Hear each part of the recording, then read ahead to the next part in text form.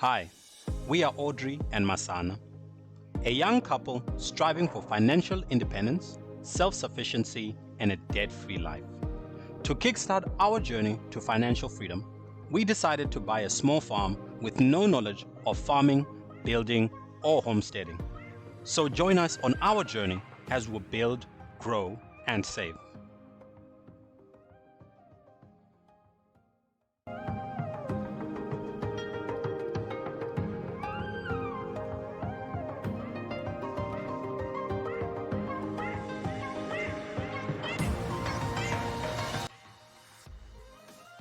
If you follow us on Instagram, you know that we decided to only fence the top part of our plot because the fencing was quite expensive. So the top part actually has electric fencing, and we got someone to assist us, our friends from Coqueville. Shout out to Gavin for assisting with that. But now we are fencing the bottom part, the bottom third of the plot. It's not the whole plot. And Masana has been doing it by himself. He is learning from scratch. So it's been quite an incredible experience, so he says. So I'm going to ask him a few questions for all the fencing beginners out there on what you actually need to start fencing your own property on your own without paying exorbitant amounts of monies. Hello, my love. Hey, beautiful. How long have you been doing the fence? Been almost a month. Yeah. Yeah. So one of the reasons is because, every time I was working on it, I would find out that there's another issue. So one of them was that, I started to put up the fence and the fence was looking good. And then I found out that the poles that I had put were quite weak, so they fell over. So then I had to, dig them out, put another pole in there, and then, wait a few more days before I could start again. Okay, so were you like putting new poles, or were you adding something? No, so I to the put a poles? completely new pole here. Well, it's advised that you would buy a corner post, but then, they can cost around 300 rands each, and I would need two of them. So just to save a bit of cost, I decided maybe to use wooden, take poles which I already had, which were treated wood here. And then I decided to cut them in half because I think it was a 6-meter pole. And then I decided to use that as my corner post. Okay, cool. Yeah. So how much approximately has it taken you to put up this pole? What are actually the measurements of this area? Because the last time I checked, I think it was a 50 meters on the side, about 50 to 55 meters. Yeah. So it's 3 sides. Yeah. But this side here is obviously longer. Yeah. So what is the perimeter I mean, if measurements? we want to be conservative, we could say it's an area of like maybe 200 or 250 meters. Okay. Just an area. Yeah. It's a bit of an overestimation, but yeah, I think that would be a safe number. Okay, and Yeah. approximately how much do you think you've spent on the fence? So I bought just around 40 of these tensioners. They call tensioners, and then they are around 5 rand each. And then the wire, it's a little bit more difficult to understand the wire because this was the remaining wire that we got from These are the the tensioners, right? Yeah, so those are the tensioners. The wire. Well, what are they supposed to do, these ones? Okay, so the tensioners are supposed to help make the fence get a bit more tension, the tension. So how it works is that, like, I've put a tensioner in here, and then how it would work is I would then take the wire, I would put it through there, and then I would, crank it in there, and the wire, like, it would get a bit more tight. So, when I'm putting the line, I will actually show you how it actually works. Okay. Yeah. Okay, back to the monies. How much do you think you actually spent on the fence this time around? Okay, so I did the calculation. It's roughly 5,000 bucks, right? 5,000 rands. And how it was basically, how we got to that price is, so the main one is the barbed wire. All right. So we used a main barbed wire, which was 1.2. And then we supplemented it with another line, which was 500 rand, right? So that was just about 2,000 rands for barbed wire. I then had to get tensioners. Tensioners I needed 63 because I am doing 9 rows from top to bottom, right? So 9 lines this way, and then I needed to put it in 7 areas. So that is 63, and they are going at around tensioner is around 5 rand or so. So maybe around 315 or so is how much I paid for it. It might have been a bit of a discount. I then went on to the poles, right? So the first one is the wooden poles. These are important because I should have bought, like iron poles and so on, but those ones are a bit pricey. So I decided to get the wooden poles. They'll do the same job. They're very strong and robust, and they're treated. So I got around 3 of these at around 93 rands, right? And then the other one should have been the rebar. So because, in an ideal situation, I would need K bars or Y bars, but then those ones cost a little bit more. We got rebar, which is like 6 meters long. I cut it in half, and I got about 8 of those, and the rebar goes for around 75 rand. And then for the fence, I already had about I think it was around 8 or so K or Y bars, and then I used those as well. So those ones go for about 180 rand each.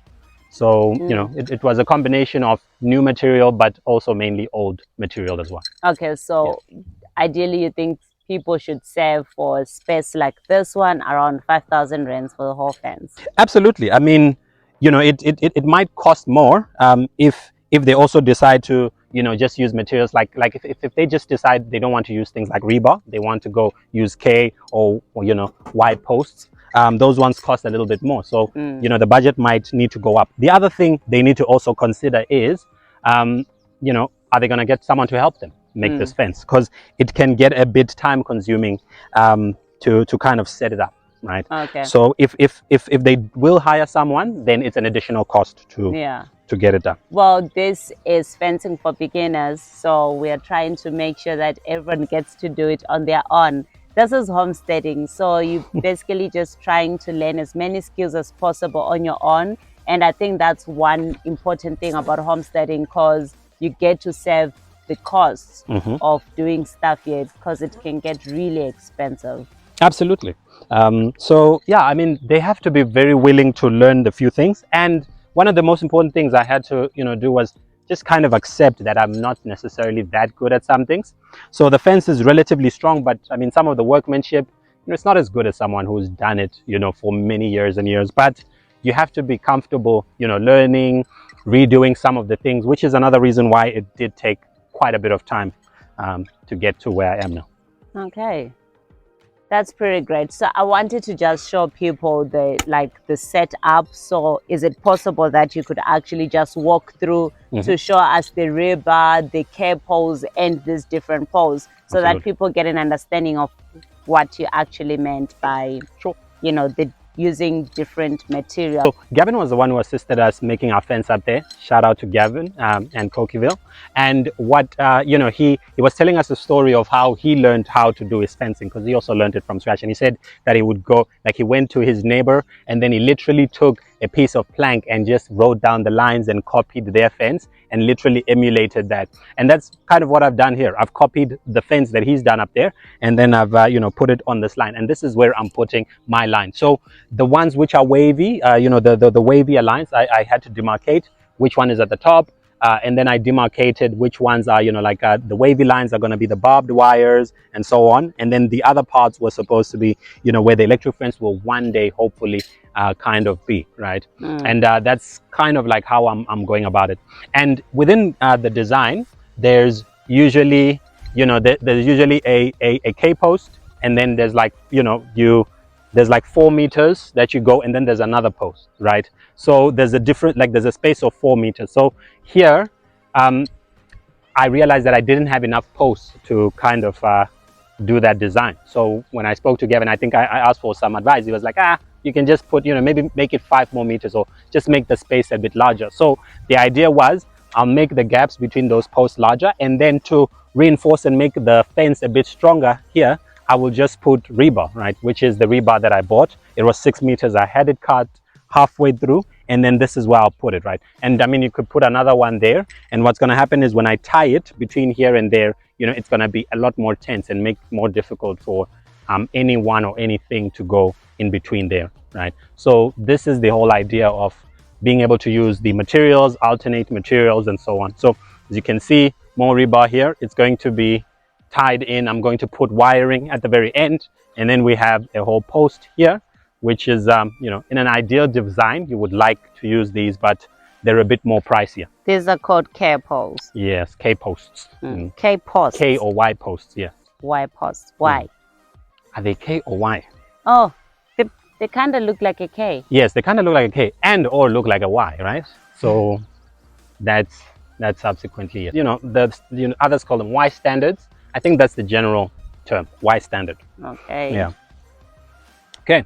So one thing that's really important as well to know is that, you know, this part of our fence is really temporary. When we are, you know, in a position where we think we can actually really extend and cover the rest of our property, we would like our fence to go all the way down there, which is that property part there. But because we need to close off animals and, you know, possibly human beings for now, we need to, you know, put this, you know, like put a closure here.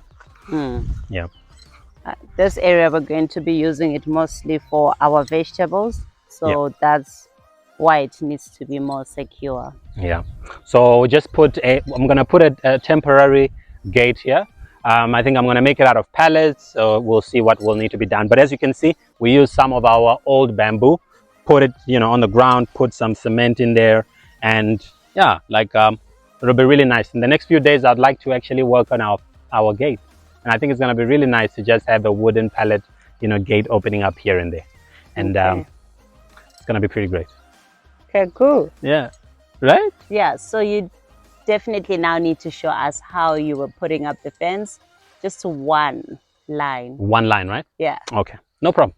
Okay, cool. Let me show you.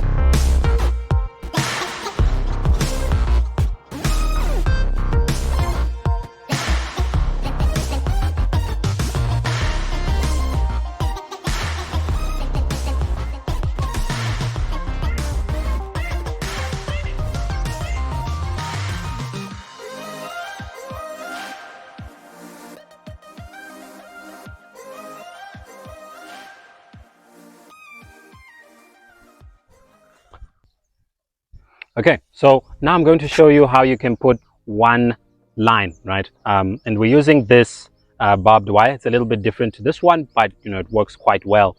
And we love barbed wire. It keeps out all the stuff, but you need to be very careful when you're working with barbed wire because it's always pricking your fingers, right? So you put it inside of the tensioner, right? That's for me. And then I usually just, you know, tie it just a little bit to get it tight enough here, so that I'm able to roll it out. Okay, and just after one round, I just leave it in there.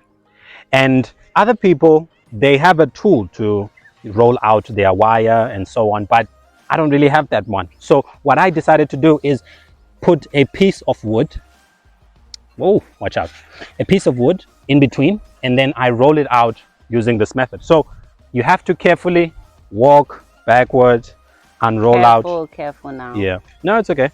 So yeah, the problem is this part here has been, you know, but yeah, that's why you need help. Absolutely. So why are you on the other side, the neighbor's house? Because the fence is best rolled out outside, right? So the fence is facing the outside, and so that's what you're going to be doing. I actually didn't understand why you always had to be on the other side. Yeah, because the fence is not an inside, you know, it's not something that you put inside. So, you know, we roll it out from the outside. Okay, I'm gonna turn it around a little bit. It was working quite well, but now it's starting to embarrass me. But yeah, this is really how it works, right? Yeah, I'm gonna turn this one around. Oh, that's the inner part of the... Yes, so this is the inner part of the fence, and it somehow has gotten untangled, but you know, I then roll it out like that. Roll it out, and you have to be very careful because sometimes it slips and it goes that way, and then it starts shredding your hands. So, Sure. or it does that, and it catches your shirt. So that was the other thing, right? I also learned how to tuck in my shirt. It's very, very helpful. Be very slow, be very careful about the whole process, and take your time and watch what you're doing. But yeah, if you can build your own tool, it would be really helpful and really great. So can you actually buy that rolling tool? I'm not sure. I have heard that you can buy it, but the feedback that I got as well is that it's relatively expensive, right? And we are here trying to make this fence as non-expensive as possible. So, you know, you might just have to use a few DIY tricks here and there. Again, be very careful about how you do it.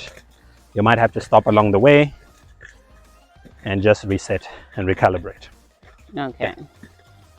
Cool, right?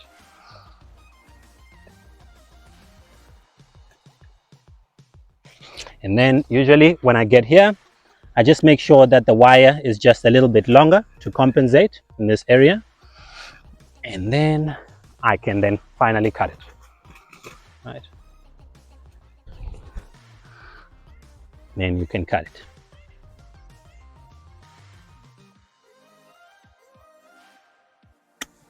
There we go. Okay, And cool. Then what?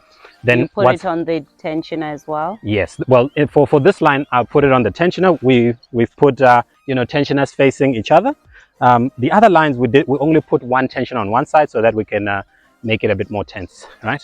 So why are you putting tensioners here on both sides? I think I was having a bit of a challenge with this area here, keeping it straight. So I just decided to just put tensioners here, because with the tensioners it's just easier to make the line tense, right? I can just tighten it here, and yeah, the line just goes straight in. So okay, so tensioners are just meant to be one side of the line. Usually that's what they do. I don't know if there's a science behind it, but from looking at other people's you know, fences, usually they're just on one side. If you look at most of our fences, or like most of this fence, you'll find that the tensioner is really on one side. The other side is just really tight, and then we will tense the one side and just make the line go a bit more straight. Okay, cool. Yeah. What are you doing now? So what you have to do now is that, because this is going to go into the tensioner, right?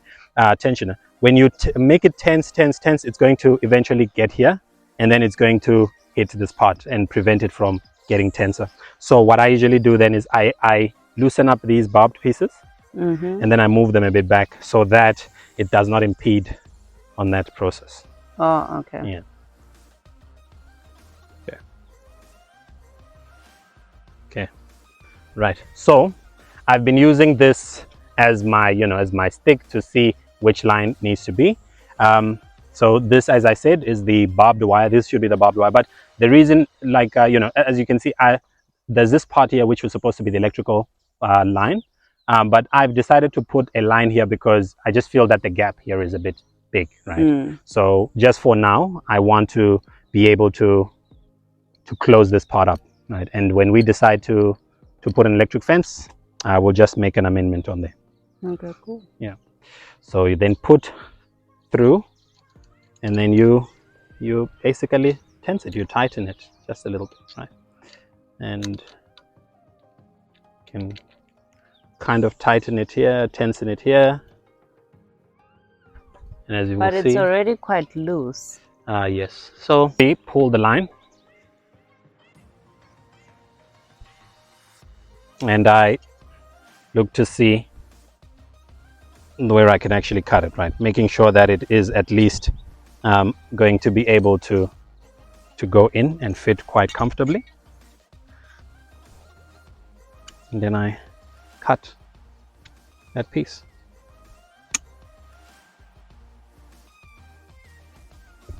Again, I'm going to move these a little bit backwards.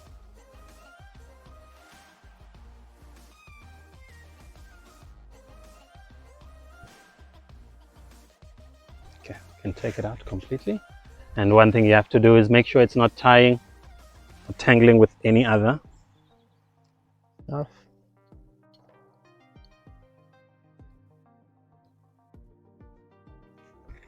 and then I tighten it.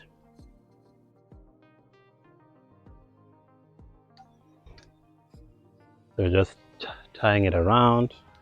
As you can see, the fence is going to get tighter. There we go. It's going to be tight and tight. Yeah. And that's it. Then you can just check. You see, the fence is tight, and I will go tighten it on the other side.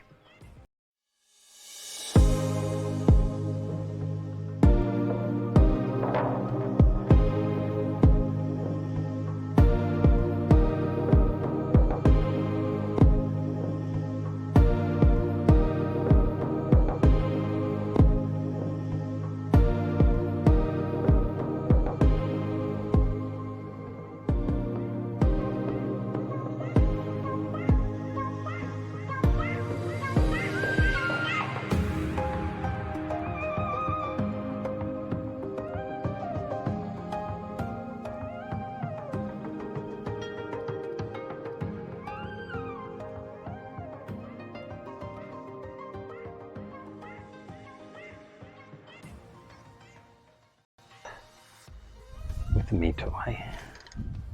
Okay, cool. That's it, my love. I would think. Okay, cool. So what's left now is tying. Yes. So yeah. It all needs to be tied, I'm assuming? Yes. So all of it has to be tied, all right?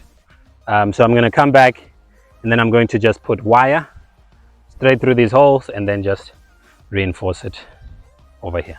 Okay, so what advice could you give to people today based on this experience of putting up a fence on your own? Learn as much as you can. Take a bit of time, like really actually working on it. And yeah, fail forward. Yeah, and you need to have the proper skills, guys. No, I mean the proper tools. Yeah, so you need to have the proper tools.